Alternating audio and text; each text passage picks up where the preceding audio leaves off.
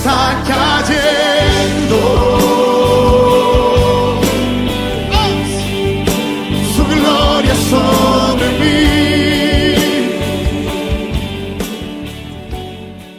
Por eso, ese nivel de compromiso de caminar en el Señor requiere esa decisión activa. Y a veces nosotros lo vemos como una decisión pasiva.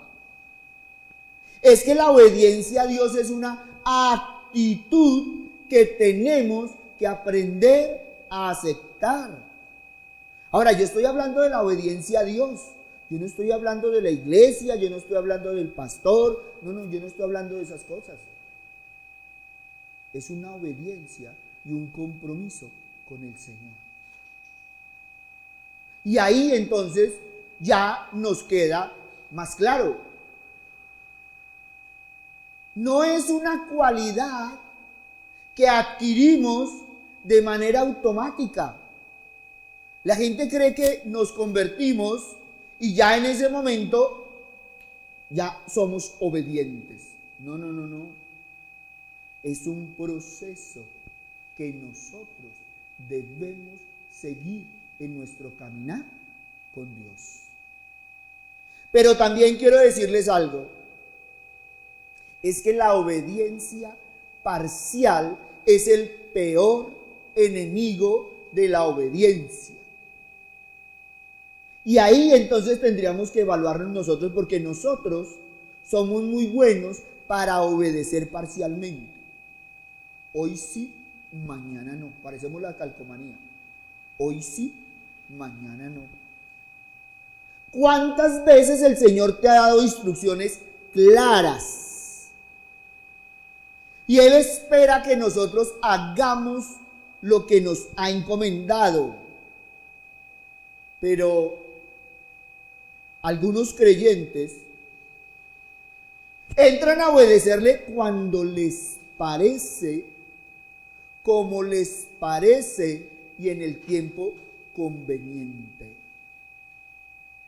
Es bueno ir al templo, orar, leer la Biblia, pero si seguimos participando del pecado, le estaríamos participando parcialmente. Es que el Señor demanda dar y solo damos lo que nos parece. Eso es obediencia parcial. Pero en la Biblia tenemos muchos ejemplos de obediencia. Y el primer escenario que tenemos lo encontramos en el huerto del Edén. Es el primer escenario que Dios usa para enseñar obediencia. Y entonces vemos por allá en Génesis la importancia de hacer lo que Dios nos pide en la historia de Adán y Eva. Si ustedes leen Génesis 1, 2, el Señor no les habla de fe. El Señor no les dice, mira Adán, mira Eva, tienen que ser humildes. No. Si ustedes miran Génesis 1 y 2, el Señor les está hablando de obediencia. Y les dice, mire, ahí está el huerto. Ahí tienen todo, pueden comer de toda la fruta, tienen todos los animales, pero solo te digo una cosa. Hay una sola excepción, una solita. Y eso es lo primero que hacen Adán y Eva, y es atacar esa excepción. Y entonces, cuando desobedecen, aparece el primer pecado y todas sus consecuencias entraron en el mundo. A partir de ahí, de ese punto crucial, todos los hombres en el mundo hemos fallado. Todos. El que diga que no ha fallado, se cree un Cristo. A todos se nos ha saltado el switch. Todos hacemos lo que nos conviene, cuando nos conviene y a la hora que nos conviene. Pero nosotros tenemos una buena disculpa. Es que nuestra naturaleza nos impulsa a hacer lo que es de nuestro agrado.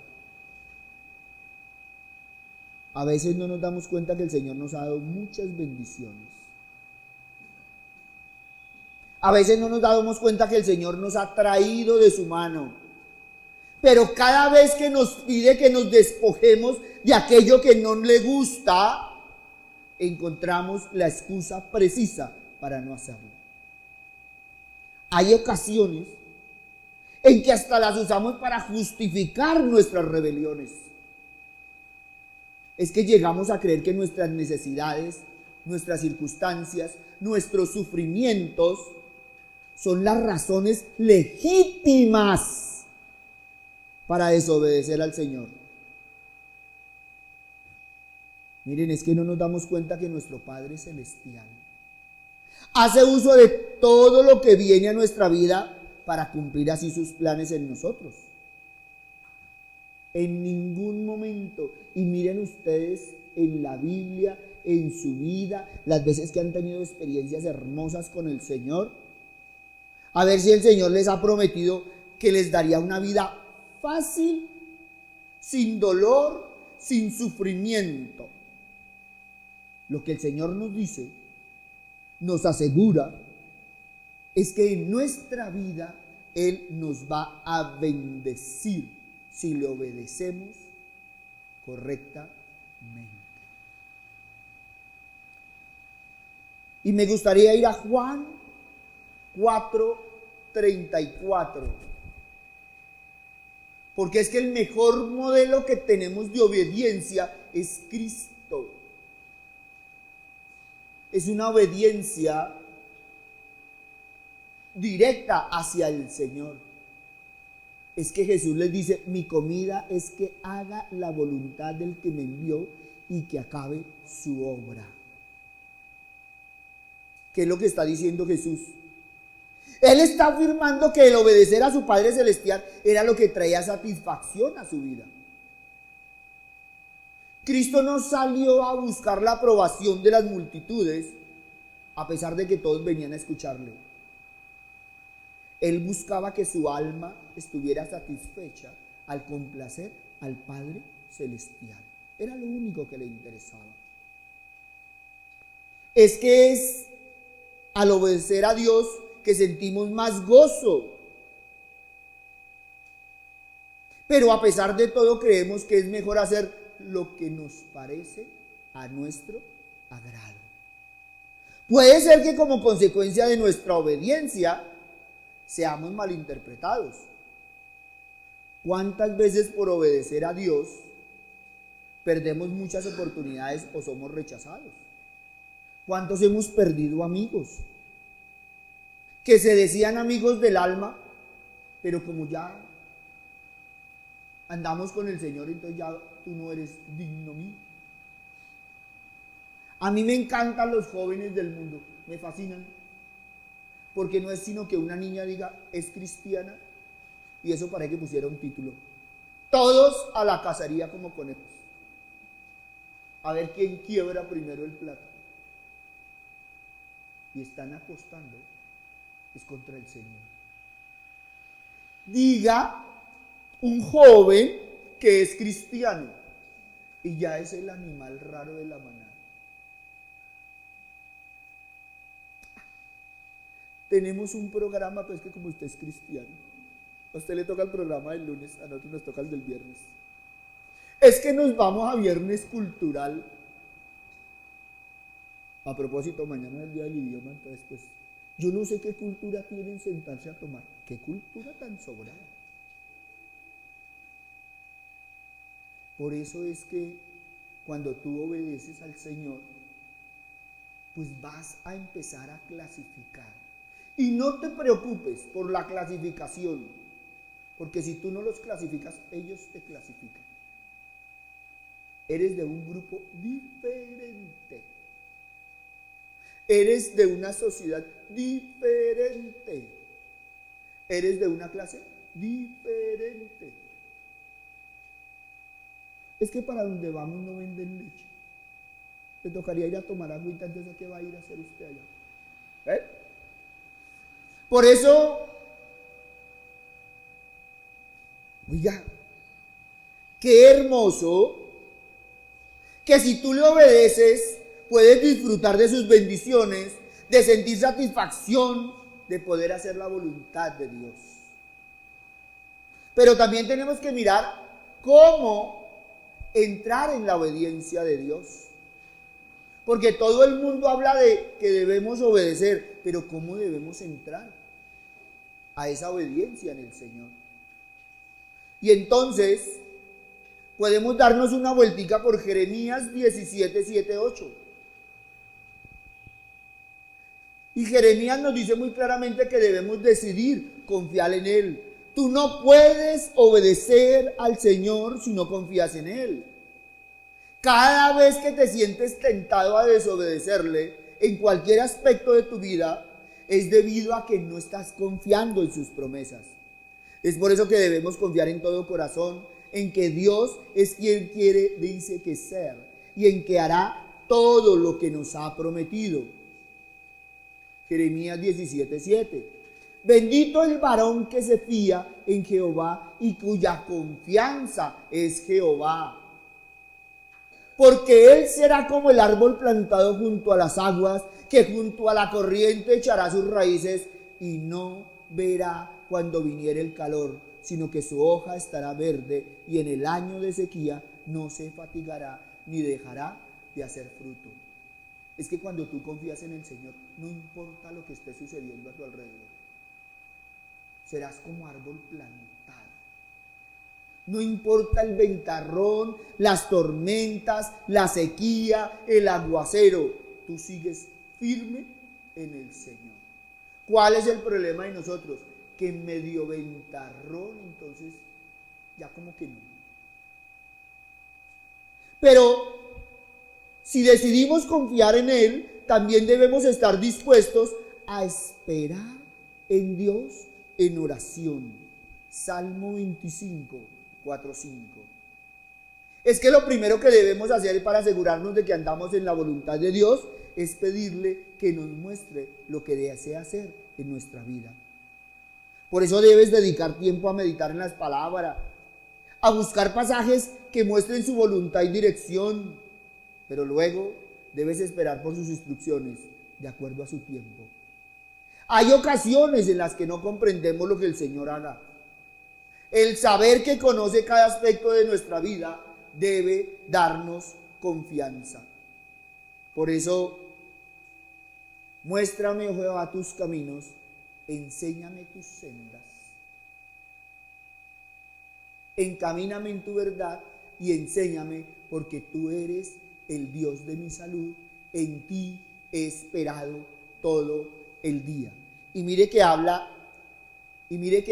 de algo hermoso, de esa confianza que debo tener en Él, de esa confianza que debo esperar en Él.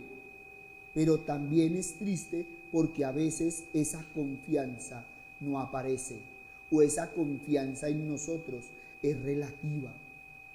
Es que nosotros hoy confiamos porque estamos en bendición, pero ¿y el día que no estamos en bendición seguimos confiando? Es que nosotros estamos confiando en Él porque es que hoy estamos en las mieses, pero ¿y si se acaban las mieses, entonces qué hacemos? Si se acaba ese punto, entonces ¿qué vamos a hacer? Oiga, cada uno de nosotros debería mirar si hemos tenido la paciencia en el tiempo del Señor. Porque es que nosotros somos de ya, de sí y amén.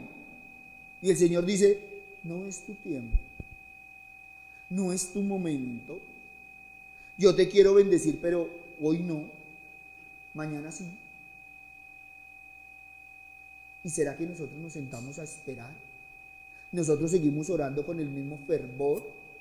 Nosotros podemos esperar y decir, Señor, es en tu tiempo, hágase tu voluntad.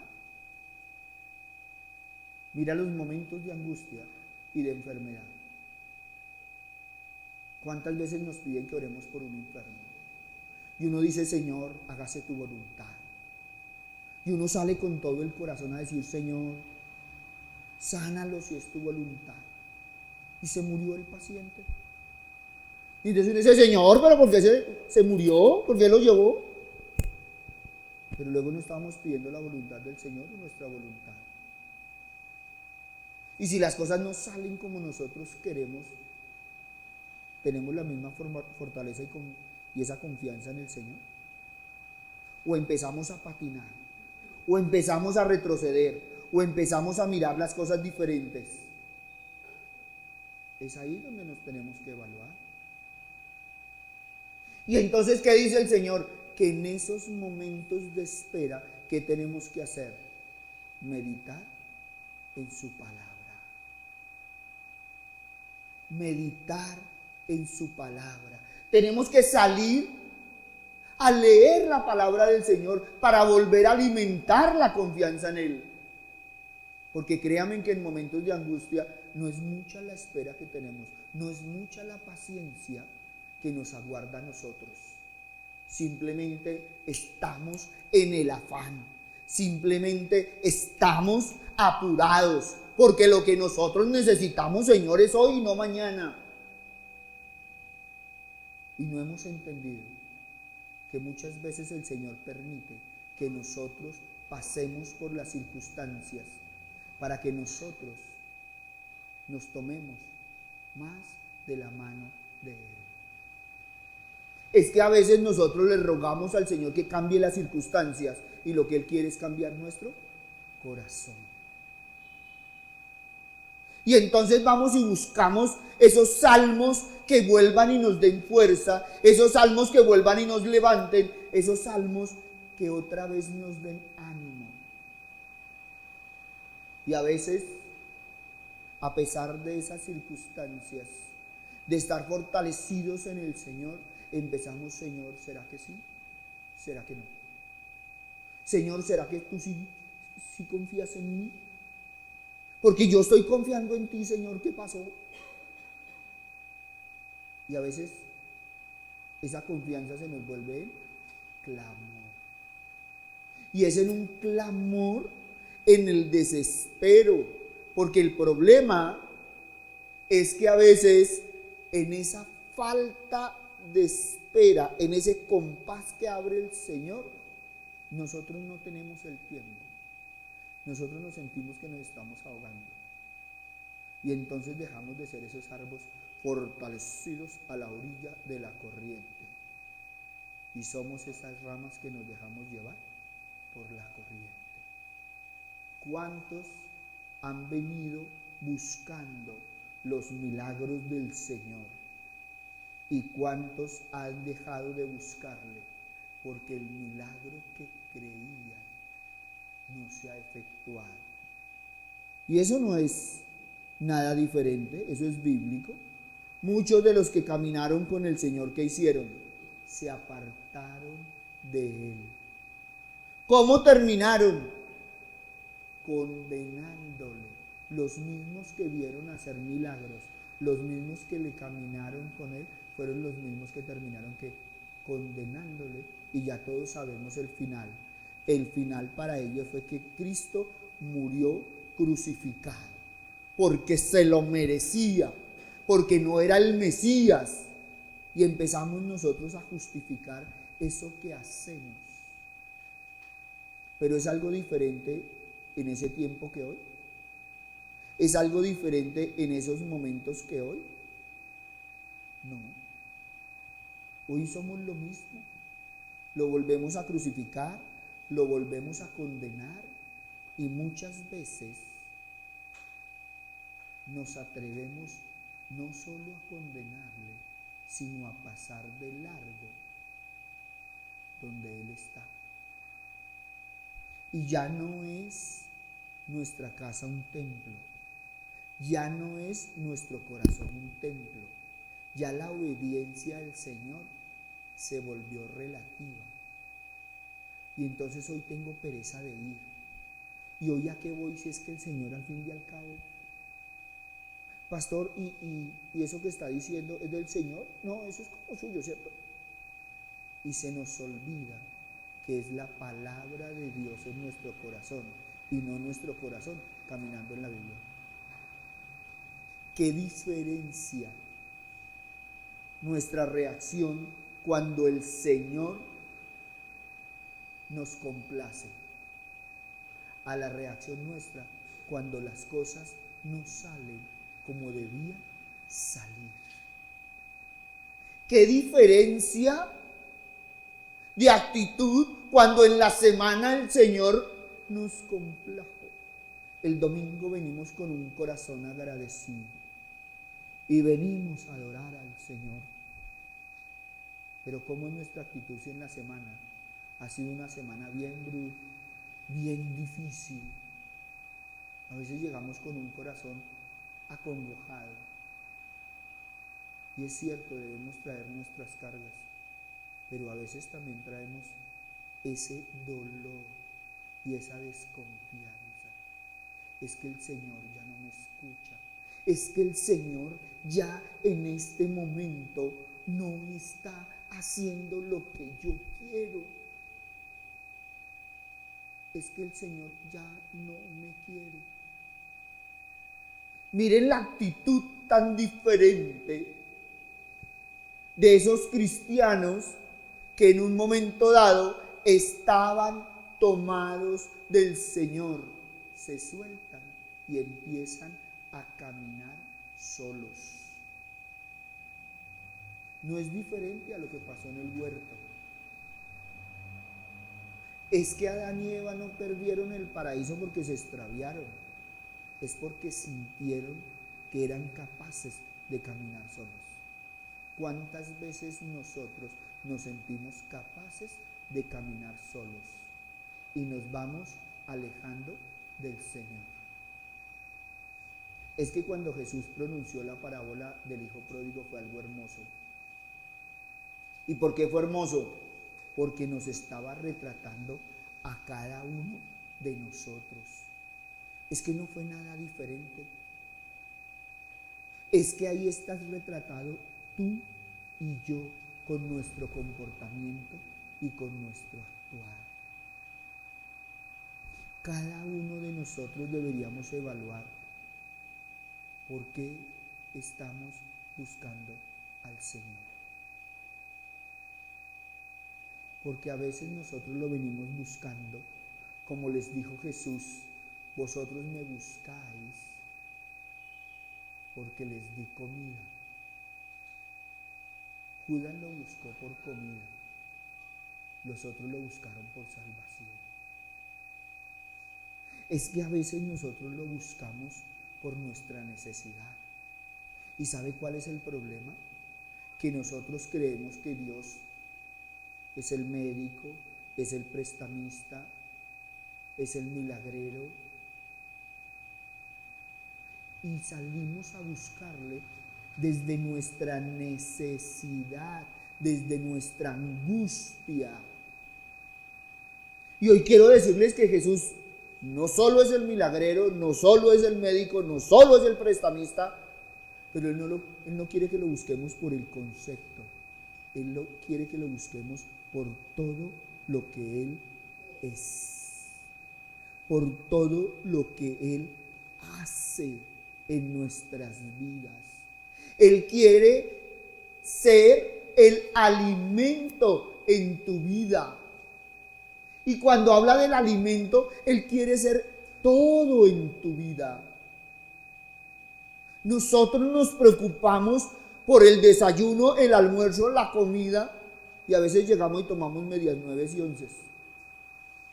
Pero eso es físico. Espiritualmente lo hacemos igual. ¿Qué clase de alimento estamos tomando? Ese alimento que nos da proteína, ese alimento que nos llena, ese alimento que realmente nos está fortaleciendo. Eso es obedecer al Señor. Es alimentarte espiritualmente, porque Dios quiere ser todo en tu vida. no solo un concepto, no solo una parte. Yo soy el pan de vida. Yo soy la fuente. Quien bebe de mí no tiene sed.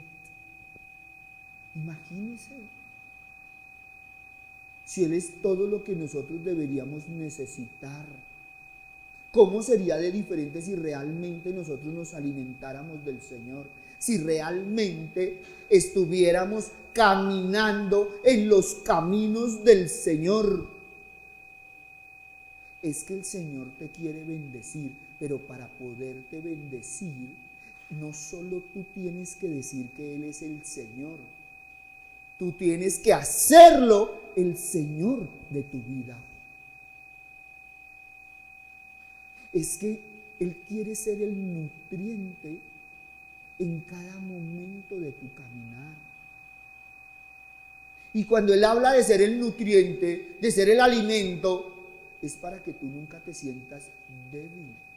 Es para que tú nunca te sientas desprotegido. Es para que tú nunca te sientas desanimado. Es que físicamente hoy no tengo fuerzas, pero espiritualmente el Señor te da fuerzas. ¿Y qué dice allá en Isaías?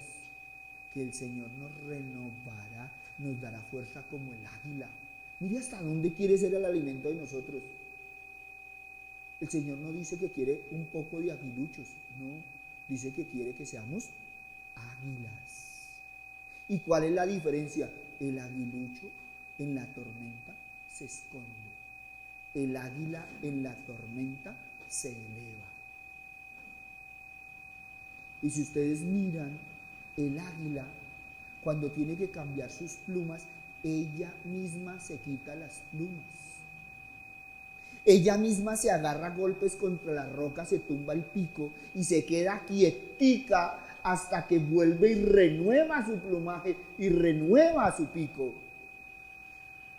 Y a veces a nosotros como cristianos el Señor quisiera no solo tumbarnos el pico, sino la cresta, las alas y todo lo que tenemos. Una cosa es que el Señor quiera tumbar todo eso porque no nos sirve, y otra cosa es que nosotros nos dejemos renovar. Es tiempo de cambiar el concepto que tenemos de Dios. Deja de buscar al Jesús milagrero y busca al Jesús que es alimento. Deja de buscar al Dios que es en las tormentas y en las desgracias. Sal del desierto y búscalo también en los jardines florecidos. Dale gracias a Dios por las espinas de las rosas, pero admira la belleza de la rosa. A veces miramos lo que nos duele, a veces miramos lo que sufrimos, pero no miramos lo que realmente el Señor quiere hacer de ti. Nunca pienses que el Señor te metió en el desierto. Eres tú el que caminaste hacia el desierto. Pero en el desierto el Señor te da de beber. Nunca pienses que el Señor te llevó al borde del filadero. Piensa más bien que te llevó al borde para ver cómo pelea por ti. Nunca pienses que el Señor te lleva a las profundidades porque te quiere ahogar. No, Él te lleva a las profundidades porque te quiere fortalecer. No mires hacia abajo, mira hacia arriba. Porque hacia abajo tú sientes que el mundo se te vino encima, pero hacia arriba puedes ver la mano de Dios que camina en tu mundo. De ti depende. Es que cuando nos hablan de obediencia creemos que es que tenemos que ir a servirle al pastor, al líder, al este. No. Una cosa es que tenemos que hacer caso y otra cosa es que tenemos que obedecer. Y a veces creemos que tenemos el peor empleo del mundo, pero no aprendemos las experiencias hermosas que nos puede dar. Es que la gente no se cruza por accidente. Unos se cruzan por bendición y otros se cruzan por fortaleza.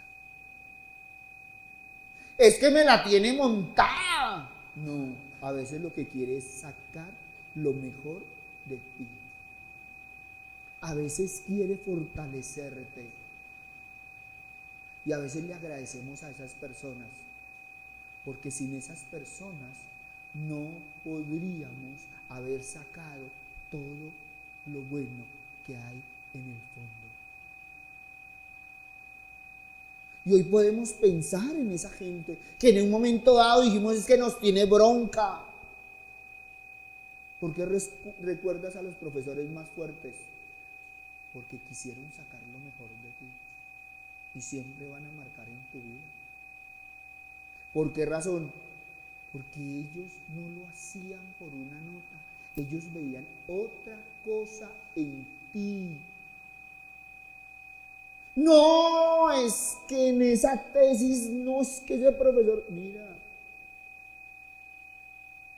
a veces el profesor no quiere tu tesis, quiere tu sabiduría, porque tú puedes más. Aprende que en la obediencia, si Dios no te exige, tú no das más. ¿Sabes por qué? Porque nosotros damos hasta donde nos exige. Y si no, examina en la oración. Mientras que no se te vuelve un hábito, te cuesta orar. Pastor, es que yo levantarme a las 4 de la mañana a orar, eso le toca a usted porque es el pastor.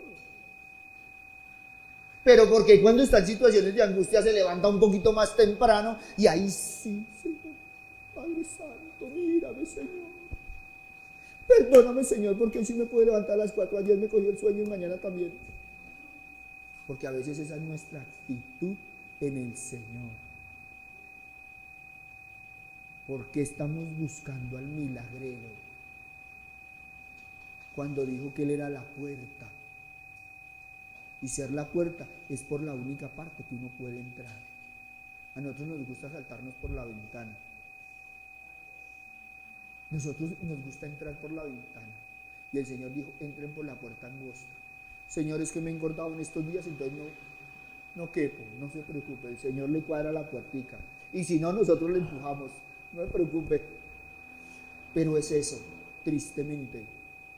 Nosotros no hemos aprendido a vivir en Él. ¿Cómo sería de diferente nuestra vida si realmente nos dejáramos guiar por el Señor? ¿Dónde están esos hombres como Elías? Pero todo el mundo queremos cosas sobrenaturales. Todo el mundo queremos ver esos milagros espectaculares. El Señor dijo que nosotros haríamos mayores cosas. Claro, nosotros dormimos más, comemos más y estamos más tranquilos. El Señor ya dio la palabra. ¿Cuántas veces te ha hablado y te ha dicho las cosas? ¿Ustedes saben cuál fue el valor de Samuel? Que ninguna de las palabras que Dios dijo, Samuel las dejó caer. Si ustedes leen sobre la historia de Samuel, miran en qué casa estaba, con qué familia estaba, quiénes eran los que lo rodeaban. Pero Samuel fue un hombre íntegro, jamás tuvo que excusarse en todo lo que hicieron. El sacerdote Elí fue una alcahueta y sus hijos una belleza de enmarcar, pero Samuel siempre estuvo bajo la voluntad de Dios. Nunca se dejó permear por las circunstancias. ¿Dónde están esos Samueles? ¿Dónde están esos Elías? Es más, al no poder, oiga, ¿dónde está tu melena? ¿Dónde están esos Sansones? Los papichulos sí hay hartos, Sansones muy pocos. ¿Y saben qué? Es que nosotros tampoco hemos entendido a Sansón. Sansón nos enseña algo hermoso. Él hizo un pacto con Dios de ser nazareo. Y el pacto era que él no podía pasar cuchilla por su cabeza. Ese era el pacto. Pero si ustedes leen, la fuerza de Sansón no estuvo nunca en su cabellera. Nunca. Él así lo creyó porque no entendió el pacto.